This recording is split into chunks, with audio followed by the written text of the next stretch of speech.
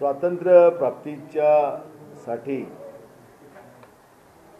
काँग्रेसची निर्मिती झाली आणि त्या काँग्रेसच्या लढ्यामुळे देशाला स्वातंत्र्य मिळालं हा इतिहास सगळ्यांना माहिती आहे।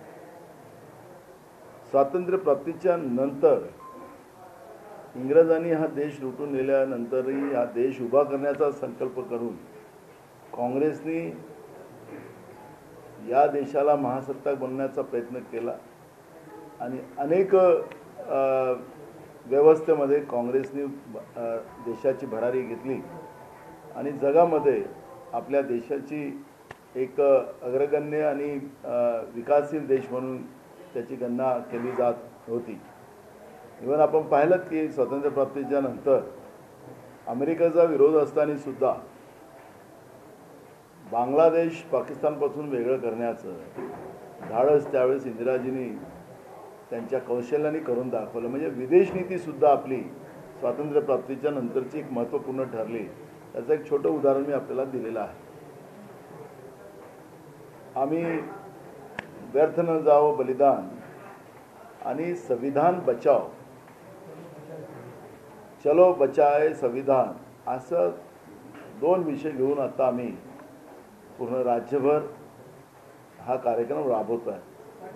महाराष्ट्रामध्ये अनेक स्वातंत्र्य लढ्याचं साक्षी असलेले स्थळं महाराष्ट्रामध्ये आहेत आणि या सगळ्या स्थळावर जाऊन काँग्रेस पक्षाच्या वतीनं या स्थळाला अभिवादन, हुतात्म्याला अभिवादन आणि स्वातंत्र्यवीरांना नतमस्तक होण्याचं काम या कार्यक्रमाच्या माध्यमातून आम्ही करतो आहे। आज जे काही देशामधलं सरकार आहे या सरकारला संविधानिक व्यवस्थेवर विश्वास नाही, संविधानिक व्यवस्था मोडायला निघालेली आहे आणि हे त्यांच्या गेल्या 7 वर्षाच्या कार्यामधून आपल्याला अनेकदा निदर्शनास आलेलं आहे। आपण पाहिलं की 14 ऑगस्ट हा दिवस जो आमच्या देशाची फाळणी झाली त्या ठिकाणी देशामध्ये सगळीकडे रक्तपात झाला, त्या दिवसाला मोदीजी म्हणतात, भाजप म्हणते की त्या दिवसाला आम्ही स्मृती दिवस म्हणून साजरा करू। खऱ्या अर्थानं तो दिवस काळा दिवस आहे। त्या दिवसाला मोठ्या कष्टाने मेहनतीनं हा अखंड भारताचं जे स्वप्न काँग्रेसने पाहिलं होतं, सगळ्या जाती धर्माच्या लोकांनी गुणगान नांदू हे स्वप्न पाहिलं होतं, पण त्यावेळेच्या जिना आणि अनेक हिंदू महासभेनी त्यावेळेस धर्माच्या नावाने देश निर्माण करण्याचा जो प्रयत्न केला आणि त्याच्यात रक्तपात झाला हे सगळा इतिहास सगळ्यांना माहिती आहे। पण देशाचे प्रधानमंत्री समजा अशी भाषा बोलत असतील आणि पुन्हा या देशामध्ये या देशाचे तुकडे तोडण्यात करण्याचा प्रयत्न केला जात असेल तर काँग्रेस कदापि हे सहन करणार नाही आणि जी लढाई इंग्रजाच्या विरोधात लढली गेली होती त्याचपेक्षा त्याच्यापेक्षाही मोठी लढाई काँग्रेस लढायला सज्ज आहे। काँग्रेस विचारांचे लोक लढायला सज्ज आहे। आज आपण पाहतोय की कृत्रिम महागाई आपल्या देशामध्ये वाढवली चालली। डिझेल, पेट्रोल, गॅसचे दरवाढ, मी कृत्रिम हा शब्द मुद्दाम वापरला की आंतरराष्ट्रीय बाजारपेठेमध्ये आज पेट्रोलची किंमत 30 रुपये आहे। म्हणजे आपल्या इथं आपल्याला देशामध्ये 30 रुपयाला पडतं आणि डिझेल 22 रुपयाला मिळतं, पण तो 100 पार करत असेल तर म्हणून ही कृत्रिम महागाई कशासाठी? एकीकडे कोरोनाच्या आजारामधून, आणि कोरोना पण कसा आणला गेला देशामध्ये हे देशाच्या लोकांना माहिती आहे। आपण पाहिलं असेल की वॅक्सिनेशनच्या ह्याच्यामध्ये पुनावाल्यांनी परवा स्टेटमेंट केलं की जी गॅप आता सांगते की यांच्याजवळ लस नाही आणि म्हणून उपलब्ध नसल्यामुळे काही आपल्या पद्धतीचं केंद्र सरकार आपले नियम ठरवतात आणि देशाच्या लोकांना हे मारायला लागलेले आहेत, अशा पद्धतीचं पुनावाल्यांनी स्टेटमेंट 2 दिवसाच्या पहिले केलं। म्हणजे एकीकडे लस आपल्या देशात निर्माण होत असताना पाकिस्तानला द्यायची, आपल्या देशाला विकत द्यायची आणि एकीकडे महागाई वाढून, जीवनावश्यक वस्तूंच्या महागाई वाढून लोकांच्या अंगात वाचलेलं रक्त काढायचं आणि लोकांच्या देशाच्या लोकांना, सामान्य गरीब लोकांना आज आर्थिक कमजोर करायचा, आर्थिक पॅरालिसिस करायचा जो प्रयत्न भाजपचं सरकार, केंद्रातलं मोदीचं सरकार जे करते आहे त्याचा आम्ही विरोध करतोय। लोकांच्या भावना मांडण्याचा एक प्रयत्न करतोय। आपण पाहिलं की आमचे नेते राहुलजी गांधींनी दिल्लीमध्ये ज्या 9 वर्षाच्या मुलीवर बलात्कार झाला त्याच्याबद्दलचा आवाज उचलला, त्यांना न्याय, त्यांच्या परिवाराला न्याय द्यावा ही अपेक्षा ट्विटरच्या माध्यमातून त्यांनी मांडली. शेतकऱ्यांचे प्रश्न मांडले, बेरोजगारांचे मांडले, गरिबांचे प्रश्न मांडले आणि म्हणून त्यांचं ट्विटर अकाउंट आणि त्यांचं ब्लॉक करण्यात आलं. काँग्रेसचं ट्विटर अकाउंट ब्लॉक करण्यात आलं. म्हणजे आज जे काही सोशल मीडिया असेल, जी काही माध्यम असतील, त्या माध्यमालाही दाबण्याचा प्रयत्न केंद्रातलं सरकार करत असेल तर देशातली लोकशाही धोक्यात आलेली आहे. आणि म्हणून या सगळ्या विषयाला नवीन पिढीला हे समजलं पाहिजे आणि म्हणून या अभियानाची आम्ही सुरुवात केलेली आहे.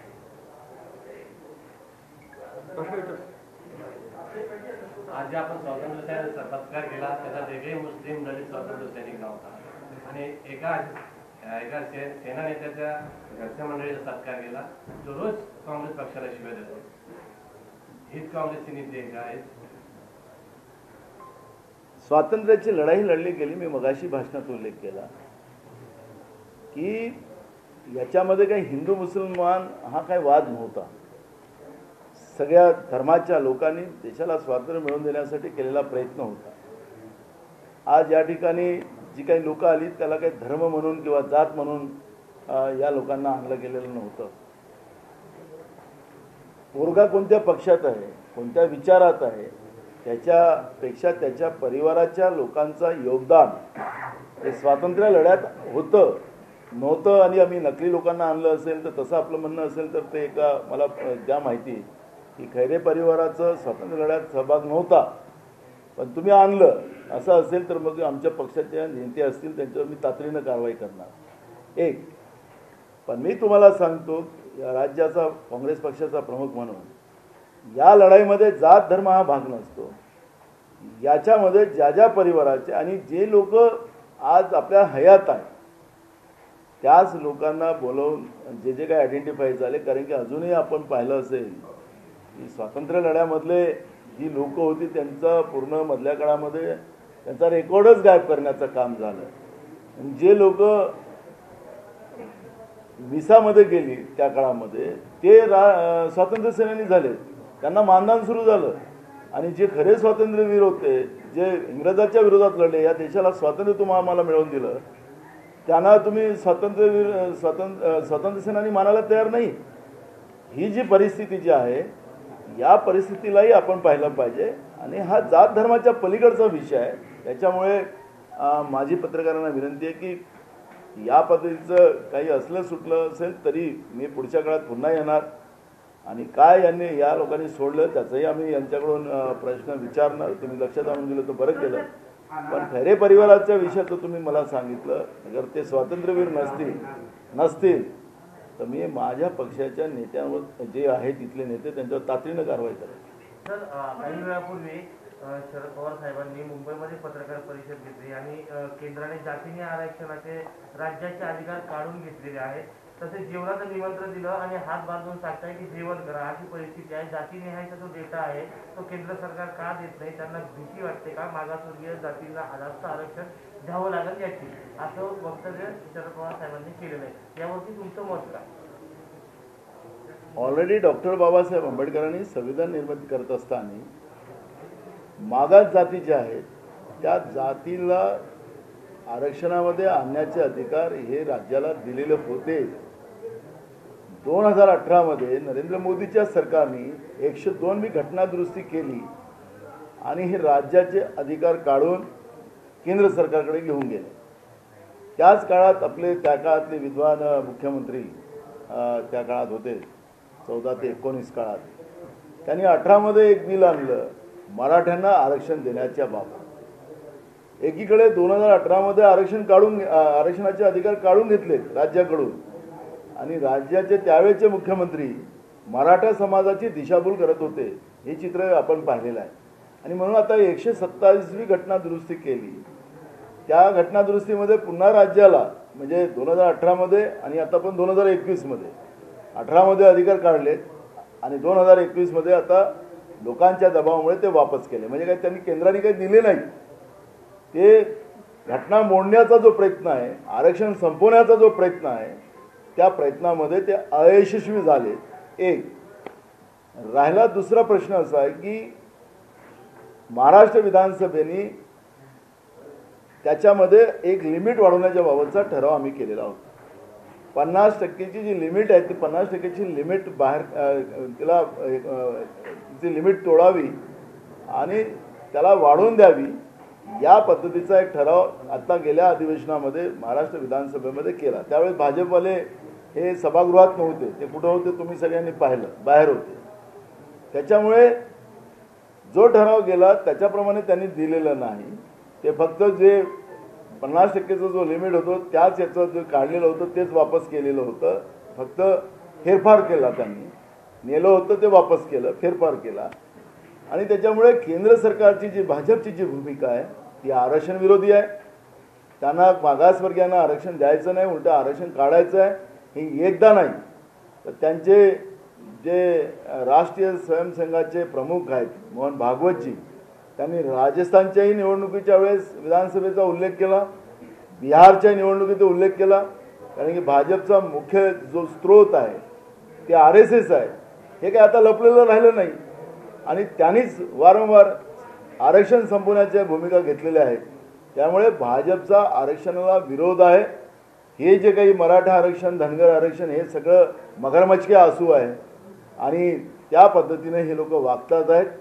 हे बाबासाहेब आंबेडकरांनी दिलेलं संविधान मोडायला निघालेलं आहे. हा आरोप नाही, वस्तुस्थिती आहे. येणाऱ्या निवडणुकीत काँग्रेस पक्षाची काय भूमिका राहणार आहे? एक मिनिट या विषयाला धरून आणणार आहे की केंद्र सरकार विरोधात जनमत उभं करू असं पवार साहेबांनी सांगितलेलं आहे. त्यावरती तुम्ही राष्ट्रवादीच्या सोबत असणार आहात?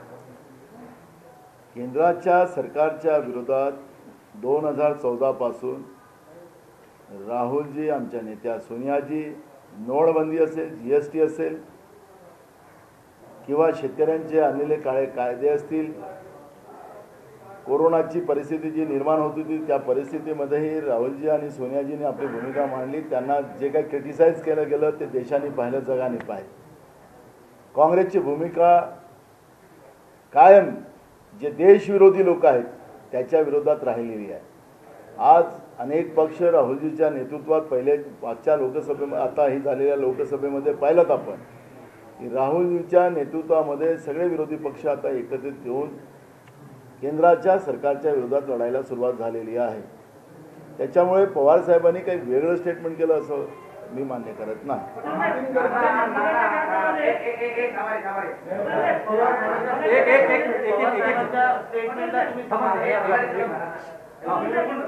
बोला.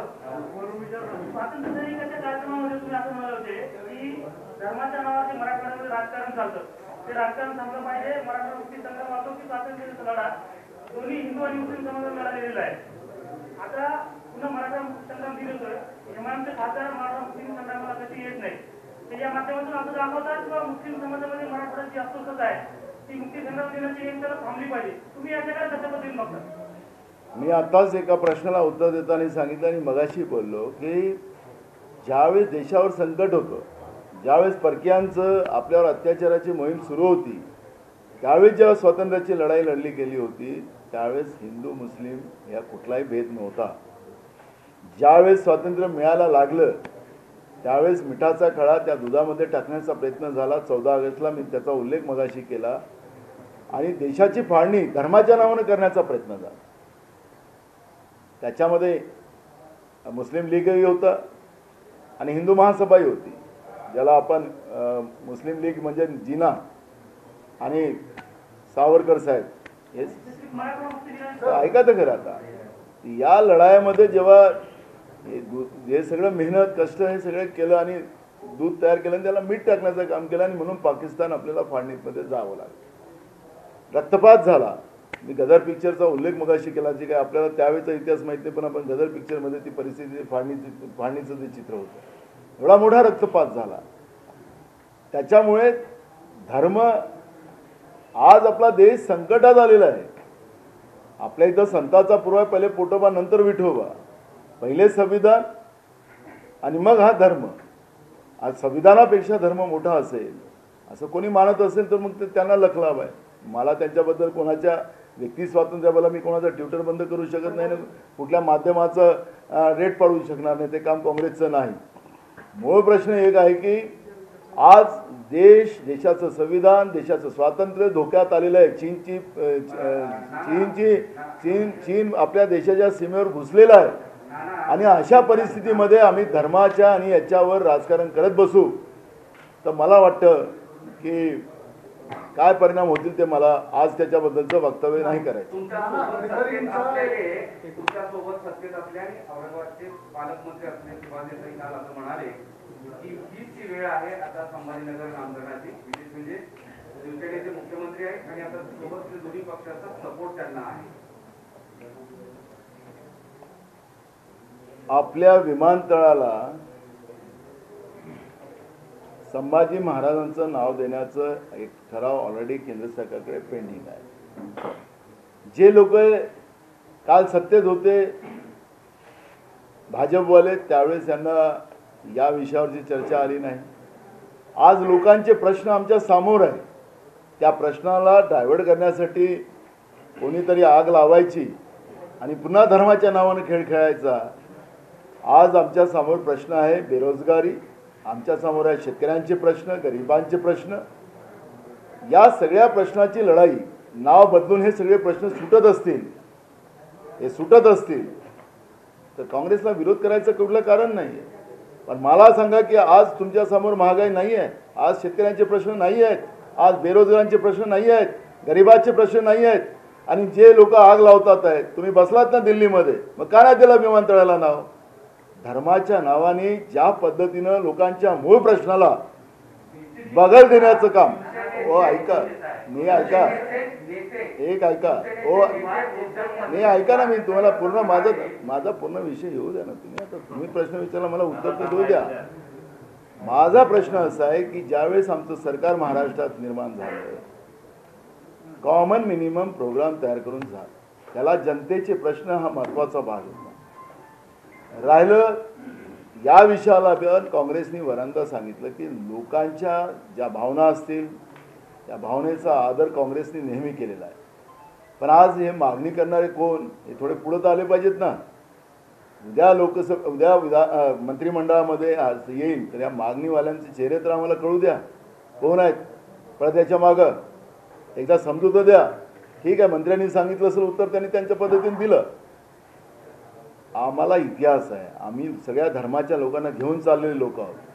त्याच्यामुळे या प्रश्नावर ज्या दिवशी मंत्रिमंडळात चर्चा होईल, कारण की हे तर काही इथं मागणी केली आणि कोणी मंत्र्यांनी सांगितलं म्हणून होते असं कोणी मानत असेल तर दुसरा प्रश्न स्पेसिफिक असा प्रश्न आहे. सुभाष देसाई उद्योगमंत्री शिवसेनेचे नेते आहेत, ते असं म्हणाले की हीच ती वेळ आहे संभाजीनगर नामकरणाची, असं ते म्हणाले. आम्ही प्रश्न विचारून नाही बोलले, ते स्वतःहून बोलले. अरे हो बाबा, काँग्रेसचा याला विरोध आहे का पाठिंबा आहे? आम्ही काय सांगितलं आता तुमच्या समोर ते नाव बदलूनच प्रश्न सुटत असतील तर मला नाही. मी तुम्हाला सांगितलं की आमच्या समोर काय प्रश्न आहेत. त्यांनी काय बोलले तर त्यांनी त्यांच्या पद्धतीने बोलले. मला काँग्रेस म्हणून आमची भूमिका स्पष्ट आहे. आम्हाला कोणाच्या नावाचा विरोध नाही आहे, आमचा एक महत्त्वाचा मुद्दा आहे. पण आज आमच्या समोर जे प्रश्न आहेत, नाव बदलून ते प्रश्न जनतेचे सुटत असतील, असं जे काही मागं कोणी लोक असतील जे या पद्धतीचं लावतात, ज्यावेळेस सत्तेत होते त्यावेळेस का नाही केलं? त्यावेळेस कोणाची भीती होती तुम्हाला? बहुमतात होतात तुम्ही. पण आता जे जनतेचे मूळ प्रश्न डायव्हर्ट करण्याचा जो प्रयत्न सातत्यानं चालतोय, त्या प्रश्नावर कोणाला नसेल बोलायचं आणि लोक मेलत तरी चालेल, याच्यावर काही लोकांची भूमिका असेल तर काँग्रेस कदापि ही गोष्ट मान्य करणार नेक्स्ट. आम्ही दिलं उत्तर. चला,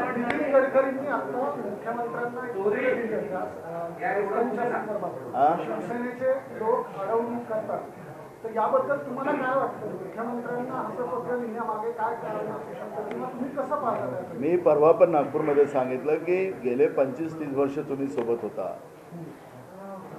त्यावेळेस तुम्हाला शिवसेना या पद्धती वागते हे काही दिसली नाही.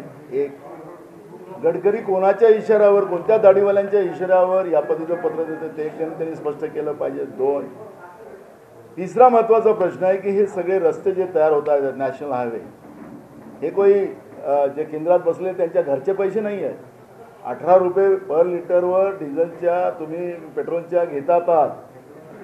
आणि अजून बँकेचं लोन, विदेशी कंपन्यांचं लोन तुम्ही घेतात आहे, देशाच्या लोकांवर कर्ज लावतात आहे. हे काही पैसे तुमचे नाही, जनतेचे पैसे आहेत, जनतेच्या घामाचे पैसे आहेत. हे जे रस्ते बनत आहेत, या रस्त्यामध्ये मोठ्या प्रमाणात भ्रष्टाचार, अनेक कंप्लेंटी येतात आहेत. हे याचे जे इस्टिमेट तयार होतात, ते इस्टिमेट कुठल्या शासकीय इंजिनियरकडून होत नाही, अधिकाऱ्याकडून होत नाही, हे प्रायव्हेट एजन्सीकडून याचे इस्टिमेट होतात. आता आमचं म्हणणं असं आहे की गडकरी साहेब, हे जे काही आरोप आहेत याचं एक श्वेतपत्रिका आपण जारी करावी. एक, कारण की भ्रष्टाचार आहे, किती पैसे खर्च होत आहे, रस्त्याची क्वालिटी बरोबर नाही आहे, अनेक रस्ते क्रॅक यायला सुरुवात झालेली आहे, त्याचं ऑडिट होण्याची गरज आहे. एक त्याचं उत्तर एक श्वेतपत्रिका त्यांनी जारी करावं, हे मागणी आमची या निमित्तानं आहे. आणि दुसरा महत्त्वाचा प्रश्न असा आहे की महाराष्ट्रातले नॅशनल हायवेचे रस्ते आम्ही बंद करू असं त्यांनी म्हटलेलं आहे. पैसे आमच्या अधिकाराचे आहेत, हे तुम्ही मनाला बंद कराल असं काही होत नाही.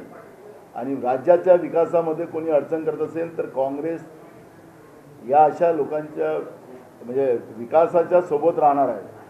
असं कोणी अडवत असेल तर आम्ही त्यांच्या पाठीशी राहू, पण आम्हाला आमच्या राज्यामध्ये हे सगळे रस्ते झाले पाहिजेत, ही भूमिका काँग्रेसची आहे.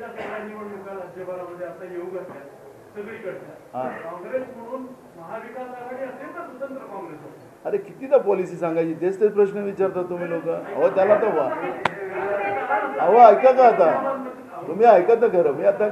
मी कुठेही बोललो तरी सारखाच आवाज येतो माझा. हे आमचं एक पॉलिसी तयार झालेली आहे, ते आता तुम्हाला दिसेल. हा कोण? अरे मला ऐका ना, कोणत्या पक्षाने काय निर्णय घ्यावायचे तो त्यांच्या पक्षाचा निर्णय आहे.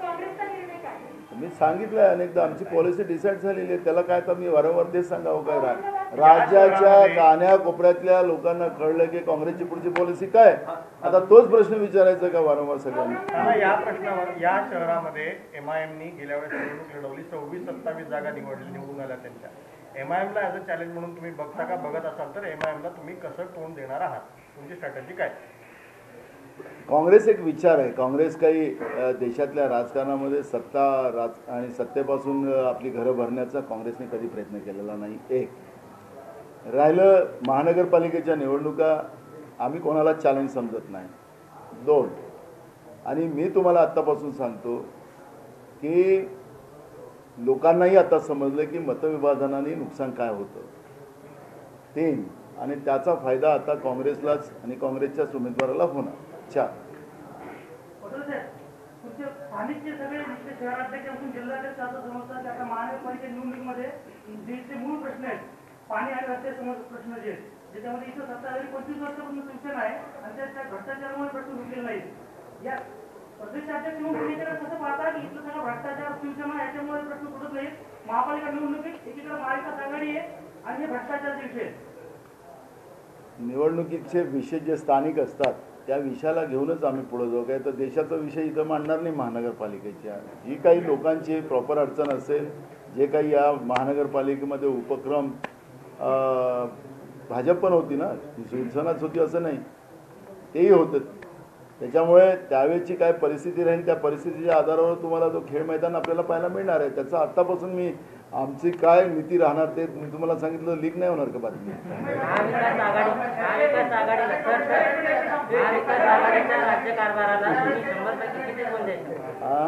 महाविकास आघाडीचा जर राज्यकारभार चाललाय तर 100पैकी किती गुण देशात? 100.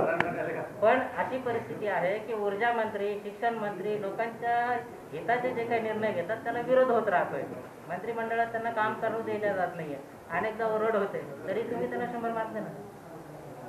शिक्षण मंत्र्याला आणि ऊर्जा मंत्र्याला विरोध होत आहे हे कोणी त्यांनी मंत्र्यांनी सांगितलं तुम्हाला? त्यांनी जे निर्णय घेतलेले होते, वीज बिल माफ करायचे, त्याला ते होऊ दिलं नाही. शिक्षण मंत्र्यांनी परवाचाच विषय होता शुल्क माफ करण्यासंदर्भात शाळांच्या, त्याला सुद्धा मंत्रिमंडळाच्या बैठकीत हे बघा, त्याला तसा विषय नाही आहे. तुमचा तोच तर गैरसमज आहे. ऑलरेडी त्याच्यामध्ये हे जी शिक्षण शुल्क माफ करण्याचा जो विषय होता त्याला मंत्रिमंडळाने विरोध नाही केला. ऑलरेडी आपण एक परिपत्रक हे ज्या लॉकडाऊनच्या काळात मागचे लॉकडाऊनच्या काळामध्ये त्या काळामध्ये परिपत्रक आमच्या शिक्षण खात्याकडून काढलं गेलेलं होतं की या जे आता पुरं जात नाही, बसचा खर्च असेल, कपड्याचा खर्च असेल, हे सगळं आणि फीमध्ये त्यालामध्ये रिलायन्स द्यावी अशा पद्धतीचं एक परिपत्रक आमच्या मंत्र्यांनी काढलेलं होतं, जे शिक्षण विभाग आहे. त्याला चॅलेंज झालं हायकोर्टात. त्याला मग सरकार हायकोर्टात गेली, ते सुप्रीम कोर्टाने मग त्याला त्यांच्या बाजूने निर्णय दिला, संस्थेच्या बाजूने. आता हे प्रकरण सुप्रीम कोर्टाने दिलेल्या निर्णयानंतर तरी त्याच्यामध्ये सुधार आणायचा म्हणून आता त्यादीच्या मंत्रिमंडळातली जी बातमी त्याला चुकीची बाहेर आली, त्याच्यामध्ये विधी व न्याय विभागाकडे आलेला सुप्रीम कोर्टाचा निर्णय ते तपासून मग मंत्रिमंडळात आणायचा. आणि प्रयत्न काँग्रेसचा आहे की फी जी दरवाढ आहे ही मोठ्या प्रमाणात आहे, त्याच्यामुळे सामान्य लोकांची पहिलेच कमर केंद्र सरकारने कोरोनाच्या माध्यमातून तोडून ठेवलेली आहे, महागाईमुळे तोडून ठेवलेली आहे. आणि म्हणून काँग्रेसची भूमिका त्याच्यातली स्पष्ट आहे की शैक्षणिक हे जे फीज दरवाढ आहे ती कमी करण्यात यावी, ही भूमिका आहे. पण सुप्रीम कोर्टाच्या निर्णयामुळे त्याला विधी व न्याय विभागाकडे ते पाठवण्यात आलेलं आहे. ते आल्यानंतर संदर्भात जेव्हा तो राज्यसभेत मांडला त्यावेळेस काही खासदार सभागृहात नव्हते, बाहेर होते, त्यांचं नाव येतं नाही. कोणच ते खासदार, कुठल्या पक्षाचे ते खासदार आहेत? मला हे कळत नाही. आजकाल लाईव्ह असतं विधिमंडळाचंही कामकाज. मी विधानसभेचा अध्यक्ष होतो त्यावेळेस मी त्याला लाईव्ह करून टाकलं. आताही पण तुम्ही यूट्यूबला बघू शकता. लोकसभेचं आणि राज्यसभेचंही कामकाज तुम्ही आत्ता यूट्यूबवर बघू शकता. कृषी कायदा ज्या दिवशी पारित झाला राज्यसभेत, ते कोण कोण खासदार होते तुम्हाला ते बघता येईल ना. आता मी कशाला सांगायचं धार्मिकतेच्या नावावर दुकानं उघडलेली आहेत राज्यामध्ये. अशी किती लोक काय म्हणलं बेटा? आम्हाला आता सगळ्या कमिशनर हेडमध्ये आमचं धोरण आहे की सगळ्या कमिशनर हेडमध्ये ही जी महाविद्यालय आपली क्रीडा विद्यापीठ हे सगळ्या कमिशनर हेडमध्ये व्हावे, ही भूमिका आहे. पुण्याला ऑलरेडी त्या ठिकाणी ती व्यवस्था होती म्हणून सुरुवात तिथून केलेली आहे. औरंगाबाद असेल, नाशिक असेल, नागपूर असेल, ही जी काही कमिशनर हेड आहे, कोकण आहे आपलं, जे 6 आपले कमिशनर हेड, अमरावती आहे, या सगळ्या कमिशनर हेडमध्ये हे या पद्धतीचे व्यवस्था करण्याचा शासनाचा निर्धार आहे आणि लवकरच त्याच्यामध्ये पुढाकार घेतला जाईल.